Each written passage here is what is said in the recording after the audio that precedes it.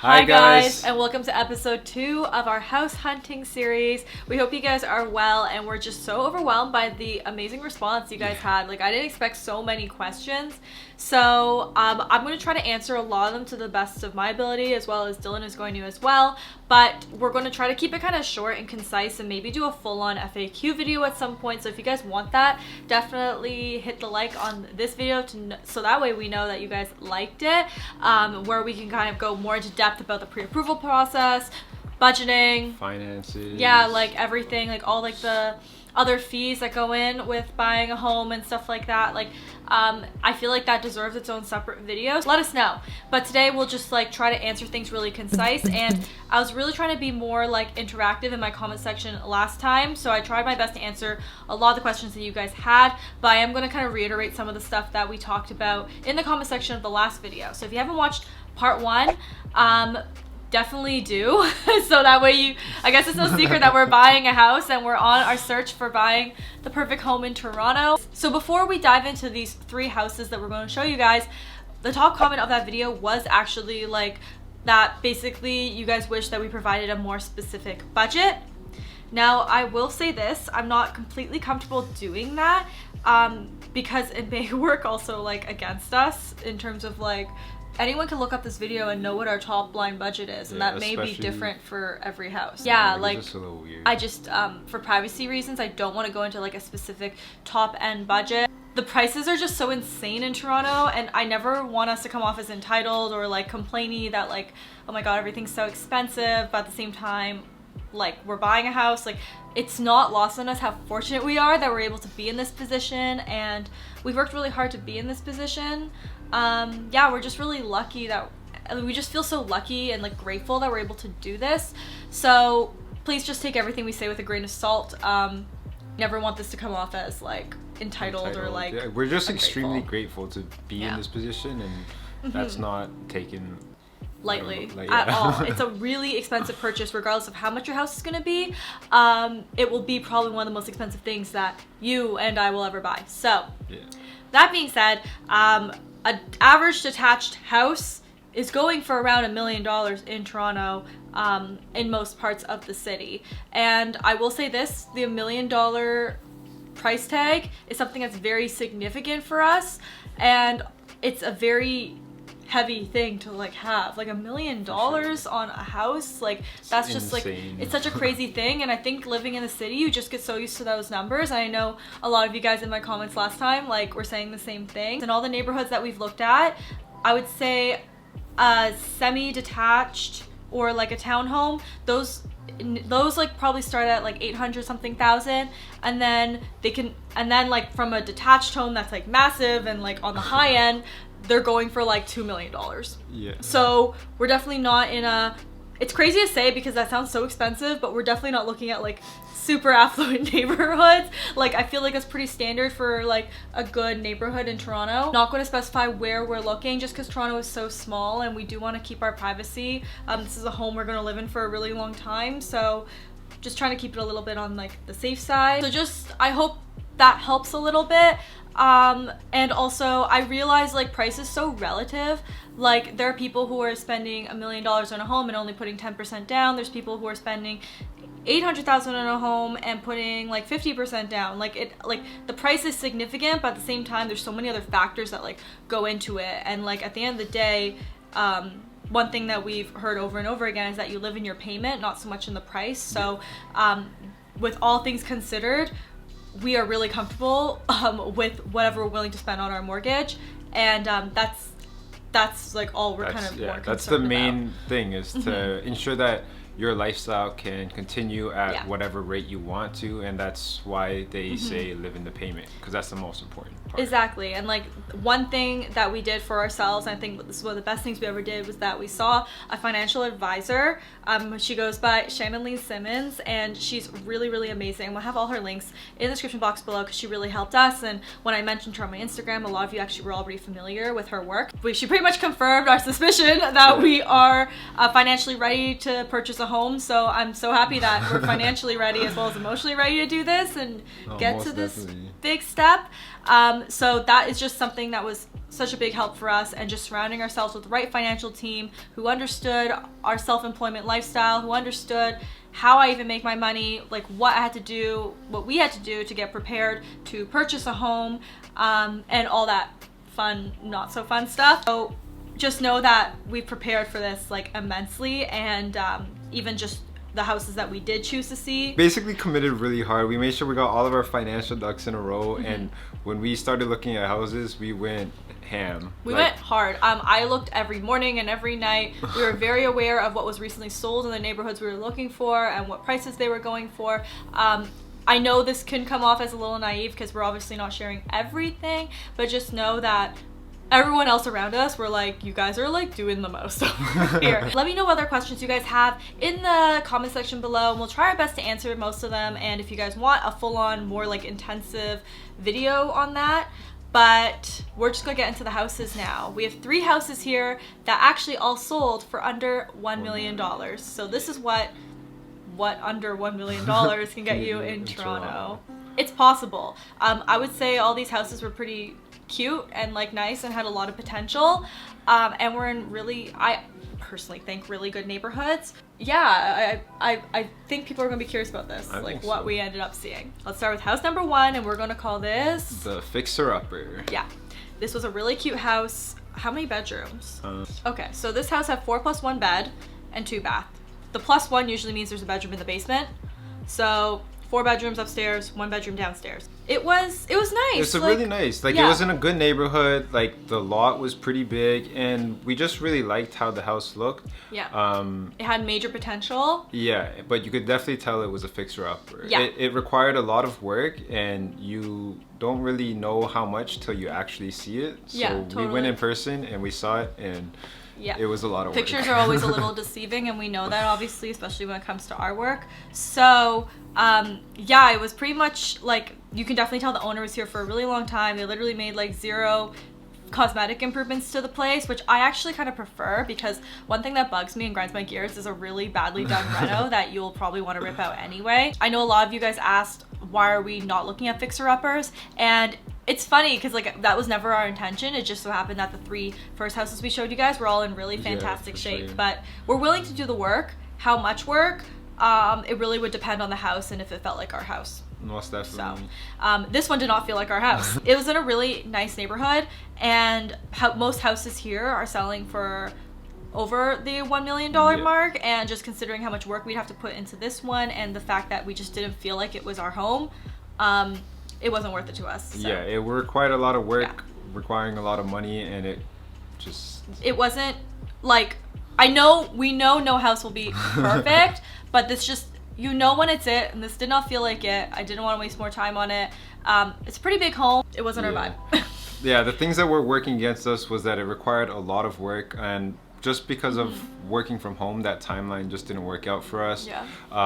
And it was actually beside a major street, and while we weren't completely opposed to it, it does have like... it has its pros and cons. Yeah, it has its pros and cons. Like, we got stuck on traffic, and that's the only way to get into your house. So if there's an accident or anything, you can't really get into. Yeah, you're really screwed. There's literally no other back way to get in, because it's like one of those streets that if you're local, you'll know and you'll always take it. Yeah, there was like... Yeah, the vibes didn't check out, and that's enough to just not pick this house. Yeah, like, I just didn't feel it. But for the person who got it, like, I think it was a really great deal for it, especially if you're like a builder or someone who's handy, because this one went for under $1 million, and even our realtor said like this one would probably go for closer to 1.1. Also, it was a little dark, which is not so great for my job. Yeah, it was a nice house. We just it wasn't us. So the next house, we're gonna call it the father of the bride house. And I think my issue was, after seeing that first house that we showed you guys in the first episode, it really set the tone for the rest of what we could actually get for the amount of money we wanted to spend. For sure. Yeah. Because it was so cute, and we just wanted to find that same charm. Yeah, it's like, if you guys watch Say Yes to the Dress, you know how they never tell you, don't try on a dress that's out of your budget because it just sets the tone for the rest? Like, that's exactly what happened here, and I know it. But this one was actually in our budget, and it literally looked like the house and father of the bride, which I was obsessed with as a kid. I've always loved those like 80s houses and those after school specials, like that, like 13 going on 30, 16 candles. Like, I love houses that look like that, and this one just ticked off all those boxes. It was so dreamy. Like, the second you pulled up, it was really charming. The lot's huge. They had these big trees in the front, and it just looked beautiful, and we were really excited to come see this house. I was like, oh my gosh, this is it. Like, I can't believe it. So it's like our cutie little fixer-upper, and it was just perfect, had a lot of room. And then it's like, the closer you start looking at things, the more you realize what was wrong with it. Yeah. Just problems kept stacking on top of each other. And first off, this house was priced way below its value, like insanely low, that it got a little weird. Area is selling for like 1.1, 1.2, and it's just really weird. There was a house that sold on the same street for like 1.3, I think. So it was priced ridiculously low. Yeah. Even though it was old and all that, it still shouldn't have been priced as low as it was. So we knew that was obviously a marketing strategy to get people to look at it, like us. No, for sure. But we really didn't know how much this would sell for. So it was really big. It was really big. And like, it was super charming, like we said. But the thing is, once we started walking in, you started realizing there was more and more problems. The first thing was electrical. The electrical was so outdated. The outlets didn't have grounds. And they were still using like the old fuses, which all of these things are fixable. It's just that in combination with other issues. So basically, like, the top 3 things that really deterred us from this house was all of the actual like expensive, heavy issues that we'd have to amend before we'd even move in for it to be safe. Yeah. So there was a high chance that, like, super high chance that this house wasn't grounded at all. Like, at all. Yeah. So that would mean that we'd have to completely do all the rewiring top to bottom. That's expensive. And not typical for what we were looking at compared to everything else. The other thing was there was water damage in the basement, so there was a foundation issue that we'd have to repair as soon as possible. All the windows were painted shut, so they didn't open. Yeah. There was no AC, so that would be something we'd want to install. And then also they didn't have a home inspection. There was no home inspection, which we'd have to get our own, and if we were serious about it. And we just knew all those things already just by looking at it. So like, it kind of freaked us out what the home inspection would even say. Yeah, there were also these 2 beautiful mature trees on the lot, which are amazing, but if you think about tree maintenance, expensive. And also for like filming, it blocked out all the light in the front of the house, and there was even trees in the back too, so it blocked all the light in the back of the house, and there's just not a lot of natural light in the house, and that was a no-no. Not really feeling that. Yeah, like, it was really pretty, but it was just a lot of things that needed to be done. Yeah, so I think just like adding up all those things and us not being entirely sure, like, that it was our house, it didn't just seem worth it to us. And we really and honestly, even at the price it went under $1 million, which is still shocking. Like, I wouldn't have been like, I don't feel bad about it. Yeah, like we wouldn't have wanted to match that price. I'm not like, oh damn, we should have got it. Like, I don't feel like that. So it's good. It's good we didn't go for it. We made an educated decision not to go for it. But it was a really, really beautiful house, and it has so much potential, and I think whoever gets it, I hope that they'll do something really amazing with it, because it is very cute. Okay, so after seeing all those really large, like, stately houses, I decided to go back to our roots a little bit, because I know a lot of you guys are like, oh my gosh, you guys are looking at way more than, like, biting more off than you can chew sort of thing. Sure. And the thing is, like, we weren't. And it just happened that those showed up on our, like, really in-depth searches. Because we've always expected that we were gonna find like a bungalow and whatnot, but a lot of people were like, why don't you look at bungalows? And I'm like, no, that's like actually what we want to look at initially, and then it just turned into this other thing where we just started seeing all these really cool places. So we decided to actually look at our first bungalow, like really look. And we know people live in bungalows, and the idea of it sounds so cute. Like, I love it. I just like love the idea of a bungalow. And there's this area in the city that's really up and coming. And it's getting really expensive, that has a lot of bungalows. So the thing is that bungalows that are tear downs in this part of Toronto are already going for 900 something thousand.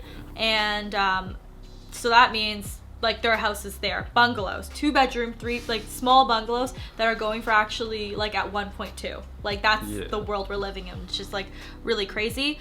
So we did find one priced under 1 million, and it looked really cute in the pictures. And we just walked in, and like, not that there was anything wrong with it, it's just it was in our vibe. Yeah, you just know, like when you walk in, the feeling that we got just wasn't there. It's still really cute in the pictures, but we didn't vibe with it, and then we found some reasons afterwards. So the first thing is that the parking is illegal. The front driveway that they made on this place, so they basically have a shared driveway, which originally what happens is you basically alternate your months so that you get it for 6 months of the year and then your neighbor gets it for 6 months of the year. And then what they did was they just basically built more of a driveway without cutting the sidewalk, and that's considered illegal. And so the city could literally box your car in if you don't like buy a permit. I mean, I guess they've been getting away with it all these years, but like it may raise some red flags now that there's a new owner and like all this stuff. Like we don't know, and like it's really expensive to do a carport, like a legal carport. And we just also didn't want to chance it with neighbors. You just never really know how that relationship's gonna work out, and it's just that just seemed like a lot more work that needed to be done. Nothing was legal about that front lawn because you're supposed to have, like by city laws, you're supposed to have like a certain amount of green. Your driveway can only be this big, like all this stuff, and like none of it was legal. So like we could get fined for that. Like I didn't want to get fined for it. Like that's annoying. And then also on top of it, it was like kind of small. Like it was kind of small. Like even I know bungalows are small, but like this was really small. It wasn't even bigger than our apartment. I would say it's the same size as our apartment. It felt pretty much the same, because they also had like these walls set up that were foundation, and you couldn't knock it down. There was a basement unit though, and that was really alluring. I would say it was in like I liked the location of this house a lot. I knew also it would appreciate in value very quickly, just based on everything else in the neighborhood. And it was cute, and like it was livable. It was move-in ready. It's just like it wasn't our house. I really think we just walked in and we just knew that we didn't vibe with the house. And I think that's important to take. Like we know no house will be perfect, and like I guess we're getting picky or whatever, but I'm not going to settle. Like why would we spend so much money and just end up settling? Like we know there's things that we want, like every human, no one's perfect. No house is perfect, but this just wasn't our house. No, this exactly. Wasn't it. When we saw this, like even when we saw this apartment, when we walked in, we're like, oh my god, this is our apartment. You get really excited when you feel it, and this house just didn't have it. And I think taking that into consideration is really important. This was probably expected to go for around $1 million, and it actually went for 9. It was expected to go pretty high. Oh really? 1.1? That's what it says. Wow. But it actually because of the area. That's true. Because of the area. But it actually went for 950. And I really think that's because of the parking. Issues. I really, really do think so, because that thing, like, it was so weird. Like, it was really, really weird. We drive a little car. We drive a little hatchback, and even then it would have been tight for our car. So, So that was surprising, honestly. I was surprised that it went for under $1 million. I think whoever gets it and is willing to do the work on it could be really cool again. Yeah, guys, that's the end of this video with our next 3. Sorry, I felt like I was such a hater. Like, I was like, yep, this is what we didn't like, this is what we didn't like, this is what we didn't like. But I think it's so important to kind of go through our thought process and what we were thinking. My favorite house from this is still the Father of the Bride house from this episode. Because it was so charming. And, like, I loved it. I was really just trying to put blinders on, and I was getting kind of silly about it. It wasn't it. It wasn't it. I know that. Let me know if your favorite has changed, if you've seen part 1, what's your favorite out of these 3 homes, and if you're surprised for what they went for and stuff like that. If you have any other questions about the house buying process, let us know, because I'm going to try to answer all of them in the comments. But yeah, that's it. So I guess we'll move on to part 3. Who knows when this series will end? Bye. Bye, guys. Bye, guys.